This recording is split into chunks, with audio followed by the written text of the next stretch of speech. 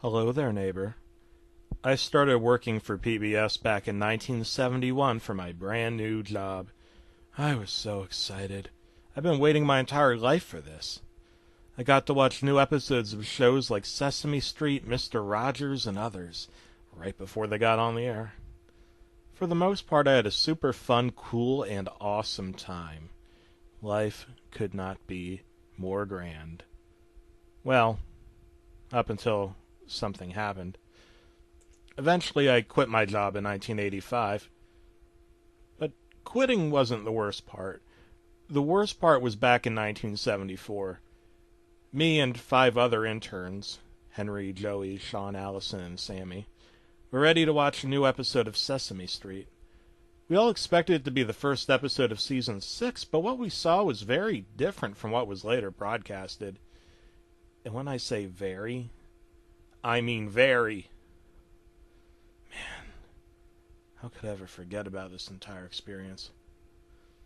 I mean, the intro was pretty much the same as always, like the one you'd see in real Season 6 episodes, but the episodes started to get really weird as soon as it got to the first shot. It started off with Big Bird walking down Sesame Street to visit Oscar. For some reason, though, Oscar looked angry, as if something aggravated him. Big Bird looked depressed as Oscar was yelling at him, even though he didn't do anything to frustrate him as far as we could tell. I was so confused by this scene. I could tell the other interns were thinking the same way I was. What was the point of all this? Then it cut to Elmo, or at least what looked like a prototype of Elmo, sitting on a sofa.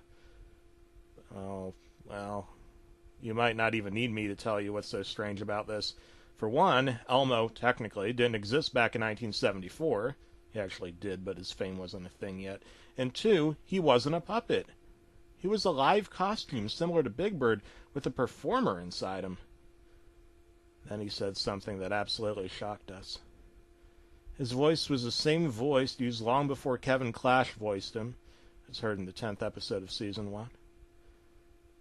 Oh, he said, "Listen up, all of you. Elmo is about to fuck Sesame Street up and make everyone Elmo slaves.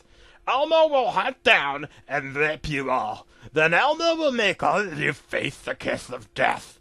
You all must burn in hell." I, along with a couple of other interns, started to get nervous after Elmo, quote-unquote, said that. In the next shot, we saw Cookie Monster, except he was all red. Then he yelled, "Listen up, everyone. I'm about to kill me creator, Jim Henson." Jim Henson himself then walked in and said, "Excuse me, Cookie Monster, but why are you all red?" Immediately after Jim spoke, Cookie Monster grabbed a knife out of nowhere and started stabbing rapidly at Jim Henson. After killing Jim, he started eating him.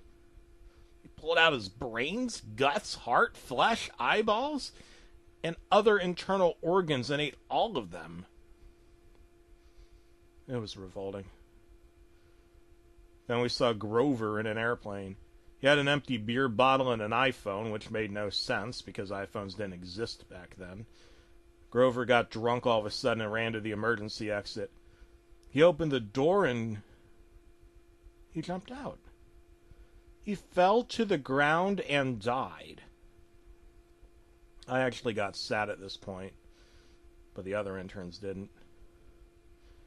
However, when the next scene came, it scared us all horribly.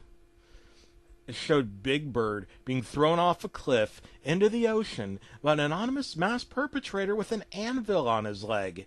He tried to free himself from the anvil underwater for around a minute or so, but he drowned.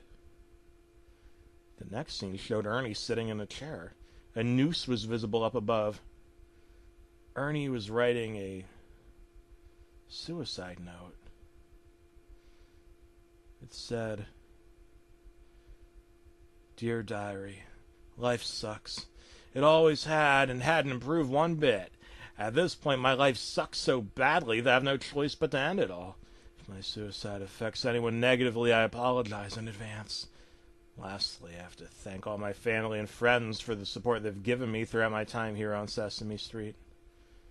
Goodbye, world. Signed, Ernie. Then he did the deed. Bert then appeared. When he found the body of Ernie, he gave a lifeless expression. However, what he did next was just odd yet horrifying. He choked down Ernie's corpse and ate his brain. I don't know why he did this. I just don't. The credits were in Japanese. A distorted version of the music normally heard in Season 6 credits played. And the episode finally ended. We were all shocked. Some of us were pissed off. Me? I was speechless. Two of the interns claimed to have seen an image that flashed on screen for a frame or two at the end of the credits, though neither one of them could see what it was. We made an agreement to rewind the footage to see if it was real, and sure enough, it was. The image was a photo showing Elmo standing in front of the same living room backdrop seen in the episode. He was holding a large cardboard sign that said in black letters, "Elmo will find all of you," written in black marker. What happened next was so horrifying that even after weeks of therapy, I just couldn't get it out of my mind. We saw Elmo, or actually someone in an Elmo suit, oddly enough. It's the same costume that was used in the episode. Burst through the door to the room that we're in. The person inside the suit was insane and had a shotgun in one of his hands. He began to head right for us while shouting, "Here comes a candle to light you to bed, and here comes a chopper to chop off your head," while shooting his gun all over the place. Fortunately, me and the 5 other interns got away unharmed. The guy in the costume was a psychopath who kidnapped the producers to create the said horrid episode. Me and the other interns realized that on one article in the Huffington Post that said psychopath later got a life sentence in jail for a murder charge that had nothing to do with the episode. Everyone, including us, was relieved. Anyway, the reason why I quit was because in late 1985, by then Elmo had appeared in his modern form, I was just resting on the couch watching TV when suddenly I heard a voice that sounded like Kevin Clash's Elmo voice. It whispered, "Sesame Street is now over. Try to keep this interesting for Elmo." I looked back and what I saw was horrifying. What I saw was an Elmo plushie with blood on it. It had a knife in its hand, a gun in the other, and had a creepy grin in its eyes were nothing except for empty black holes. And I viewed the TV, and the screen had a bunch of letters that I could not understand. It was written in Japanese, with "end" at the end of it in English, spelled backwards. After a few hours of trying to figure out what the text translated to, I realized what it meant. "You are the next victim. Elmo will hunt you down." Praise the devil!